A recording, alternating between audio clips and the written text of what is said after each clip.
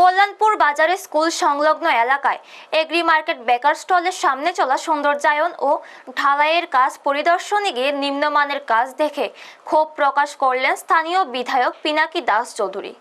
বৃহস্পতিবার আকস্মিকভাবে প্রকল্প এলাকা পরিদর্শনে যান তিনি। পরিদর্শনের সময় নির্মাণ সামগ্রী ও কাজের মান খতিয়ে দেখে অসন্তোষ প্রকাশ করেন বিধায়ক। তিনি তৎক্ষণাৎ সংশ্লিষ্ট ঠিকাদারি সংস্থাকে কাজ বন্ধ রাখার নির্দেশ দেন। পরে সংবাদ মাধ্যমের মুখোমুখি হয়ে তিনি বলেন, এই কাজ কোনো ব্যক্তিগত অর্থে নয়, সাধারণ মানুষের ট্যাক্সের টাকায় হচ্ছে।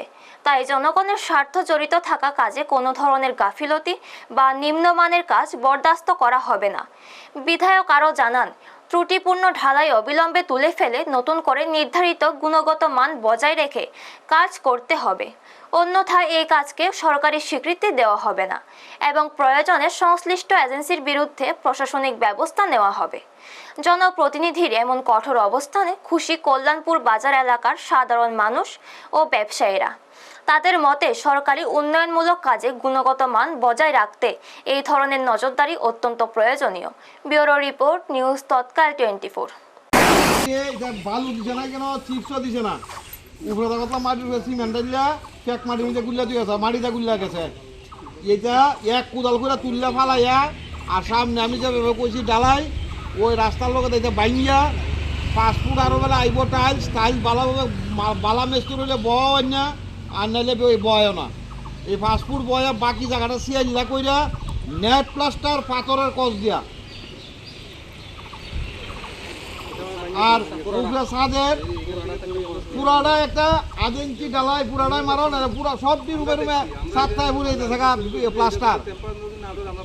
আচ্ছা 7টায় কেড়ে পরে আমার বোঝাও যে তুমি তো বিল্ডিং এর কাজ করো,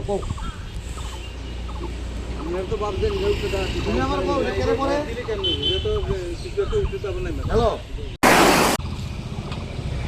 কল্যাণপুর বাজারে আমাদের এগ্রি মার্কেট বেকার স্টল এখানে করা হয়েছে, তার সামনে সুন্দরায়নের জন্য আলাদা আর একটা বাজেট এখানে দেওয়া হয়েছে এবং টেন্ডারও হয়েছে এবং কাজও যথাযথ শুরু হয়েছে। কাজের মধ্যে কিছু কিছু ত্রুটি বিচ্যুতি রয়েছে, আমার নজরে এসেছে। মিস্ত্রির সঙ্গে কথা বলেছি, এজেন্সির সঙ্গে কথা বলেছি। হ্যাঁ, কারণ ত্রুটি সম্পন্ন কাজ করা যাবে না কল্যাণপুরে, না, এটা সারা থেকে হয়েছে আমাদের সরকারেরও সেটা লক্ষ্য উদ্দেশ্য, আমরা প্রতিনিয়তই লক্ষ্য রাখি। এটা এখানেও ব্যতিক্রম নয়। আজকে এসে দেখলাম এবং যে যে ত্রুটিগুলি রয়েছে, বিচ্যুতিগুলি রয়েছে, সেগুলি ওনাদেরকে জড়িয়ে দিলাম এবং ওনারা বলেছে এগুলি ঠিক করে কালকে থেকে শুরু করবে।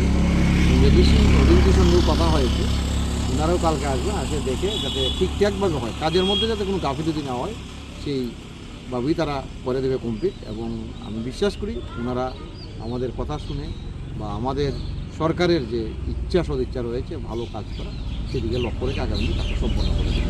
কল্যাণপুরের বিধায়ককে সর্বদাই দেখা যায় একদম সাদা সিধা, আজকে হঠাৎ মেজাজ উল্টে গেল।